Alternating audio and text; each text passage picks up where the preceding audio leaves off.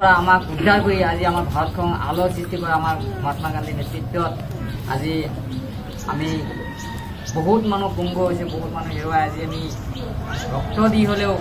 আজি এইখন স্বাধীনতা পাই তাৰপিছত আমি দেশৰ আজি গণতন্ত্ৰক অধিকাৰ বা আজিৰ দিনটো গণৰাজ্য হিচাপে পালন কৰা হৈছে। এই গণতন্ত্ৰ যে আমি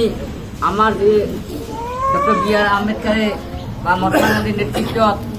যি এটা বৈঠক হৈছিলে যে এইখন দেশত যেতিয়া এটা আইন বনা হ'ল, যে সংবিধান হ'ল যে গণতন্ত্ৰ অধিকাৰ সকলো জাতি জনগোষ্ঠীৰ কাৰণে সকলোৱে ইয়াত যেতিয়া সংবিধান উল্লেখ কৰা হৈছিলে, যেতিয়া সংবিধান লিখিছিলে তেতিয়া বি আৰ আম্বেদকাৰৰ সন্মুখত তেওঁ দুজন মুছলমান আছিলে, দুজন আৰু হিন্দু লৈ এটা আলোচনা কৰি যে আমি এক ভাতৃত্ব বজাই আমি যেনে সময়কৈ এইখন ভাৰতবৰ্ষত যাতে আগুৱাই লৈ যাওঁ তাৰ কাৰণে এটা সংবিধান তৈয়াৰ কৰি এইখন দিনটো আজিৰ দিনত ঘোষণা কৰি আজি এই ২৬ জানুৱাৰীখন আমি পাই আজিৰ দিনত পালন কৰিছোঁ। যে আৰু আমি বিজ্ঞান্ত দিনতো আমি এইখন কৰি যাম যে আমাৰ সেই সংবিধানৰ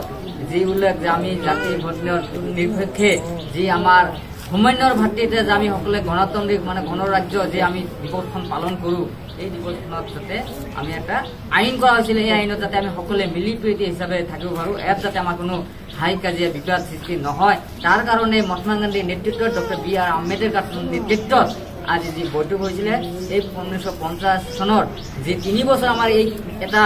আমি যেতিয়া স্বাধীন পোৱাৰ পিছতো আমি এটা অস্তিত্ব আছিলোঁ, যে আমি এটা ন্যায় পোৱা নাছিলোঁ, যে আমি কেনেকৈ থাকিম, আমাৰ এটাই আছে এই আইনটো কানুনটো আমাক কৰাৰ কাৰণে মাত্ৰ ৩ বছৰ টাইম লাগিছিলে, কাই হ'লেও আমি আজি